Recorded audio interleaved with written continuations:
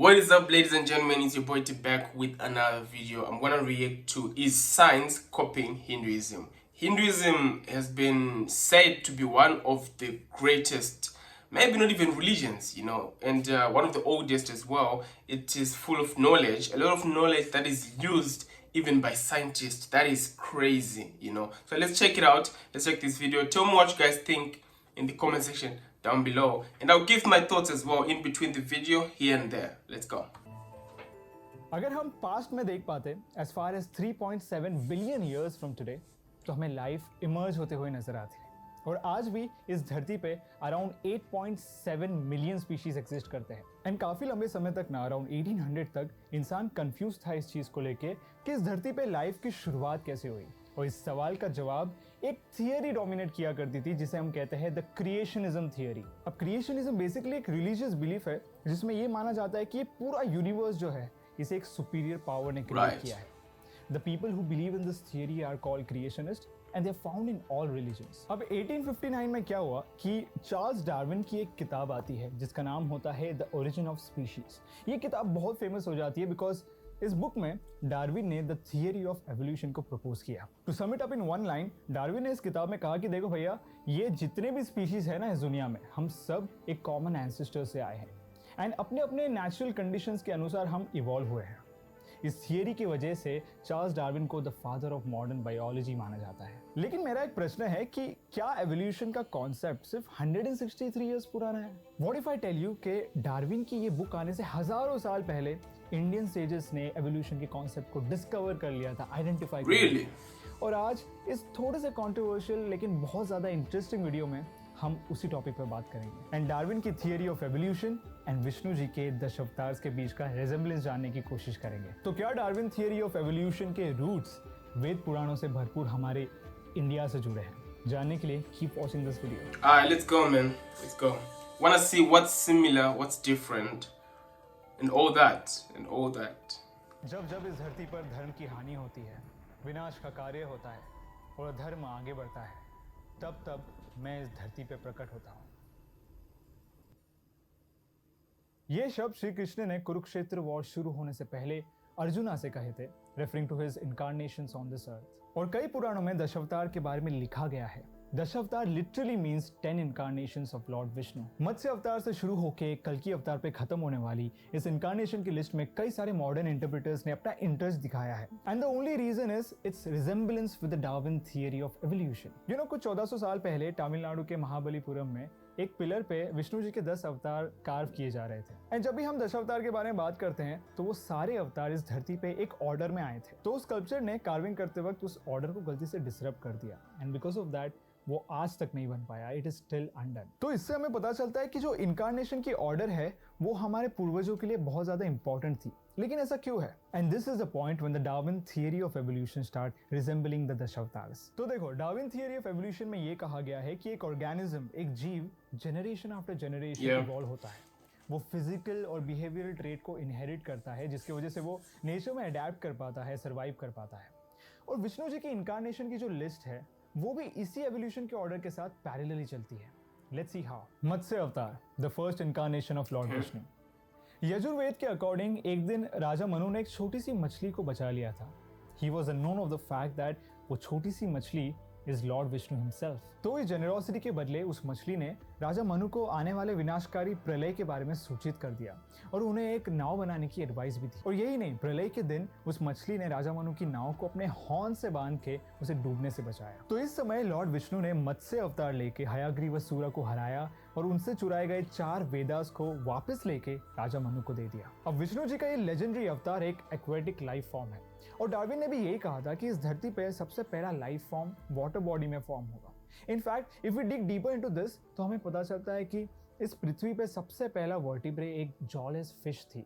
कूर्मा अवतार, the second incarnation of भगवान विष्णु का दूसरा इनकार्नेशन है कूर्मा, विच इज अ टोर्टॉइस। इस अवतार को पोस्ट वैदिक पुराण के हिसाब से समुद्र मंथन से रिलेट किया गया है। देव और असुरा साथ मिलकर Kshir Sagar, which is also called as the ocean of milk, को चर्न करके उसमें से अमृत हासिल करना चाहते थे और इस पूरे प्रोसेस में माउंट मंडार को as a churning stick use किया जा रहा था। द ग्रेट नागा वसुकी ने खुद को एज अ रोप ऑफर किया था। तो इस मंथन में माउंट मंडारा को अपनी पीठ पे बैलेंस करने के लिए लॉर्ड विष्णु ने कूर्मा अवतार धारण किया था। अब ये इनकारनेशन एवोल्यूशनरी स्टेज पे एक्वेटिक एनिमल्स के बाद फिट होता है एंड डार्विन के हिसाब से भी इस टाइम पे ऑर्गेनिजम्स पानी से बाहर आ रहे थे to become reptiles. So Kurma which is a tortoise is basically a reptile which is closely related to dinosaurs, which is a primitive form of reptiles. तो हम ये कह सकते हैं कि aquatic vertebrate के बाद सबसे important evolutionary stage को resemble करता है कूर्मा अवतार। वराहा अवतार, the third incarnation of Lord Look, Vishnu. I mean, I get the similarities so far, but it's a bit like I don't know about copying Hinduism so far. Okay, let's continue watching. I mean, I get the similarities here and there, man, but let's go. I mean, you can explain further in the comment section. Let's go. Let's see. Scriptures के हिसाब से Lord Vishnu ने वराह अवतार को तब धारण किया था जब हिरण्याक्ष ने देवताओं को सताने के लिए, उन्हें परेशान करने के लिए पूरी पृथ्वी को पानी के अंदर डुबा दिया था। अब इस समय मनु और उनकी वाइफ शतरूपा पृथ्वी पर रह रहे थे, तो इस मुसीबत से बचने के लिए उन्होंने लॉर्ड ब्रह्मा से प्रार्थना की। लेकिन प्रॉब्लम ये थी कि लॉर्ड ब्रह्मा ने हिरण्याक्ष को वरदान दिया था कि उसे ना कोई इंसान हरा पाएगा, ना कोई देवता, ना कोई असुरा और ना कोई जानवर। तो इस मुसीबत से दुनिया को बचाने के लिए लॉर्ड विष्णु ने वराह अवतार लिया था, क्योंकि हिरण्याक्ष ने वरदान मांगते वक्त सारे एनिमल्स का नाम लिया था सिवाय, you guessed it right, a boar. So finally this incarnation of Vishnu ji fought and defeated Hiranyaksh and saved the earth. अब बोर एक जमीन पर चलने वाला मैमल है और एवोल्यूशनरी स्टेज पे भी रेप्टाइल्स के बाद एक मैमल आता है, एक ऐसा जीव जो जमीन पर चलता है, रहता है। Narasimha, the fourth incarnation of Lord Vishnu. Varaha अवतार लेकर विष्णु जी ने हिरण्याक्ष को मार गिराया था।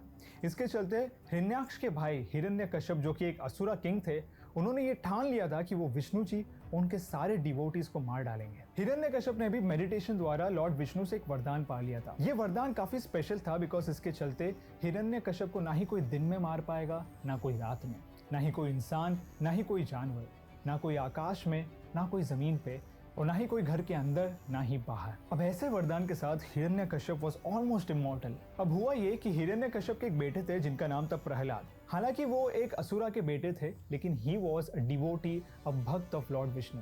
जैसे हिरण्यकश्यप को ये बात पता चलती है, उनको बहुत बुरा लगता है। वो गुस्से में आके ये ठान लेते हैं कि वो अपने बेटे को मारेंगे, और तब अपने भक्त प्रहलाद को बचाने के लिए लॉर्ड विष्णु एक ऐसा रूप धारण करते हैं which has a head of a lion and a body of a man. Narasimha अवतार लेके लॉर्ड विष्णु हिरण्यकश्यप से लड़ते हैं, उसे हराते हैं, उसे मार देते हैं। स्क्रिप्चर्स के हिसाब से Hiranyakashyap was killed at a point of dusk. ना ही दिन थी ना रात। He was killed at the lap of Vishnu.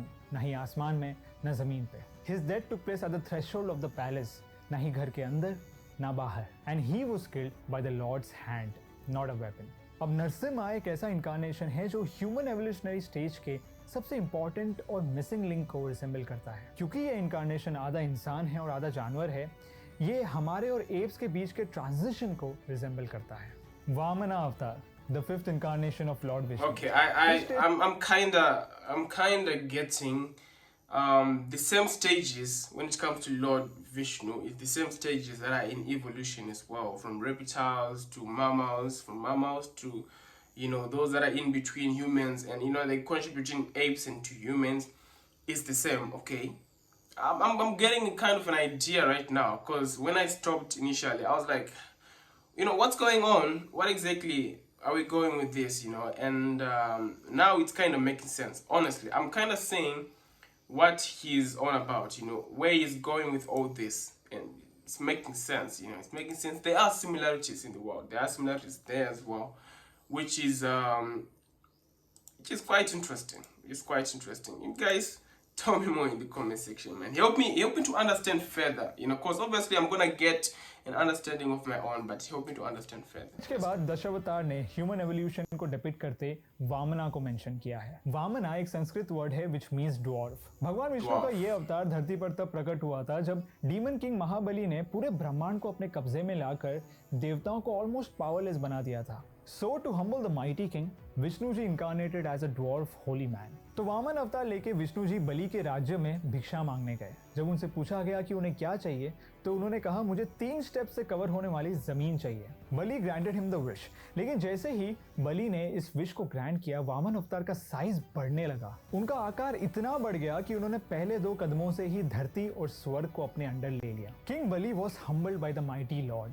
And जब वामन अवतार ने बलि से पूछा कि वो अपना आखिरी स्टेप कहाँ रखे, इस पर बलि ने सरेंडर करते हुए अपना सर पेश कर दिया। And looking at this he was made the king of Patal Lok. अब ये अवतार एवोल्यूशनरी स्टेज पे ह्यूमंस के एंसेस्टर्स को रिसेंबल करता है, और अगर फिजिकल कैरेक्टरिस्टिक्स को कंपेयर किया जाए तो ये अवतार होमो फ्लोरोसिएंसिस से मेल खाता है because of the dwarf height. ये इनकारनेशन एनिमल से ह्यूमंस का कंप्लीट ट्रांसफॉर्मेशन को डिनोट करता है और ह्यूमन बीइंग्स में इंटेलिजेंस की शुरुआत भी है। Parashurama, the sixth incarnation of Lord Vishnu. Lord Vishnu के सिक्स्थ इनकारनेशन है परशुरामा। I think we're getting somewhere now.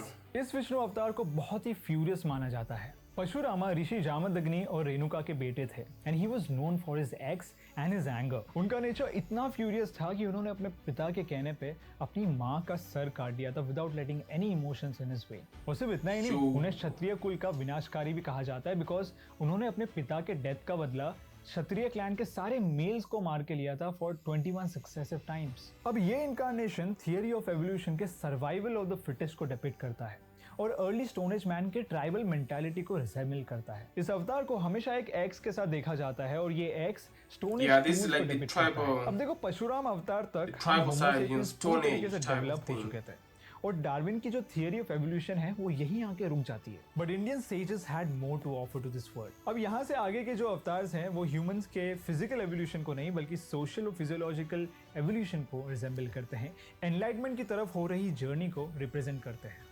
Lord Rama, the seventh incarnation of Lord Vishnu.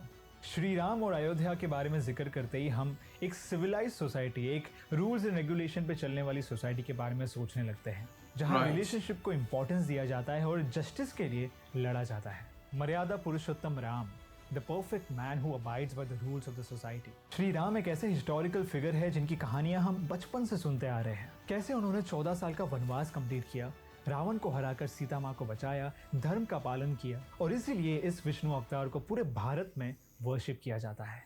And ये डिवाइन इनकारनेशन ह्यूमन बींग्स का एक ट्रांजिशनल फेज बताता है from a cave man to a civilised society. In fact धनुष्य बाण जो कि लॉर्ड रामा का वेपन है वो ह्यूमन एवोल्यूशनरी स्टेज के वेपन डेवलपमेंट फेज को दर्शाता है और एक स्टोन एज मैन का हंटर गैदरर में हुए ट्रांजिशन को रिजेंबल करता है। ऐसा स्टंट पहले किसी ने नहीं किया है। Aircraft 1 ready to launch. Balarama, the 8th incarnation of Lord Vishnu.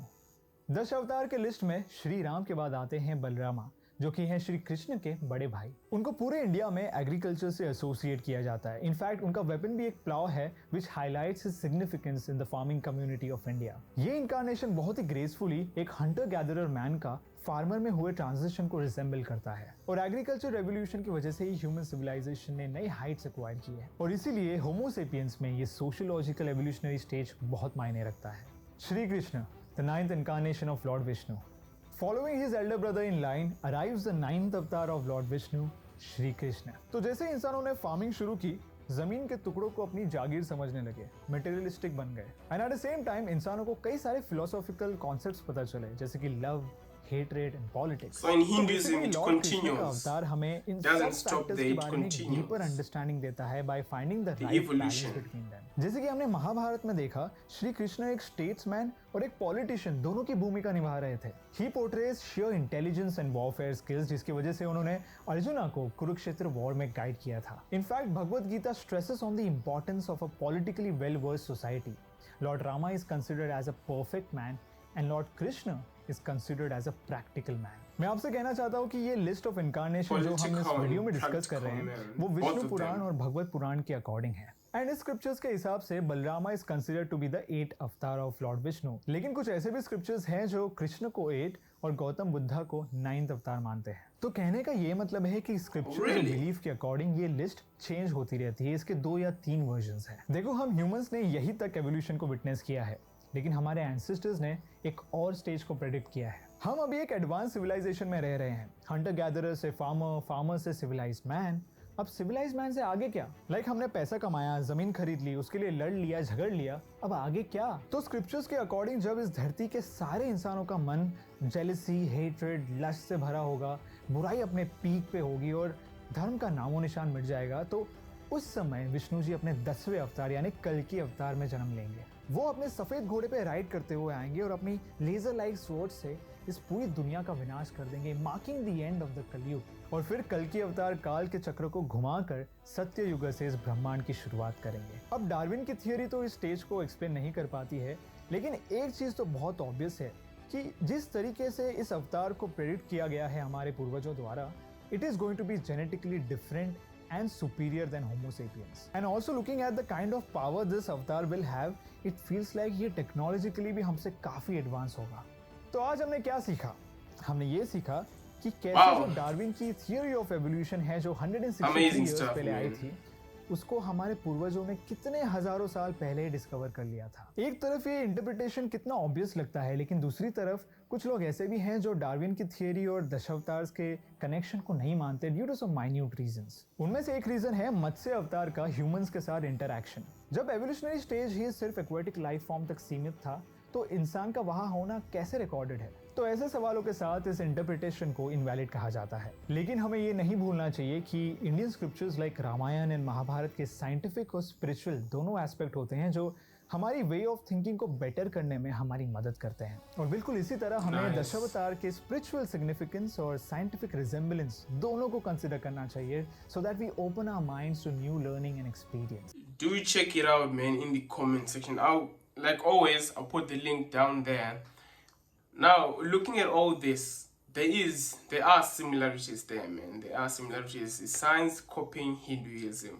Because the thing is, this information was already there, clearly, thousands and thousands of years ago. The Hindu, I can't say the leaders, what's the name? The Hindu that were there, that were doing this, the leaders of the Hinduism, right, were well vexed when it comes to all this. They were well vexed when it comes to creation, when it comes to all this information about the world that we're starting to know now. It's quite interesting. I've heard and seen a lot of this, where science, they tend to Hinduism, like, okay, so what do they have about this so that they can bring it in as well? So yeah, I mean, I'll acknowledge that there are similarities there. Quite there, I mean, honestly, and we wouldn't know if they took it there or they just, he did find it in a way, but it was found by Hinduism first. Tell me what you think, guys, in the comments down below. I'll be sure to check it out. Much love to you guys. I'll see you next time. Take care. Peace.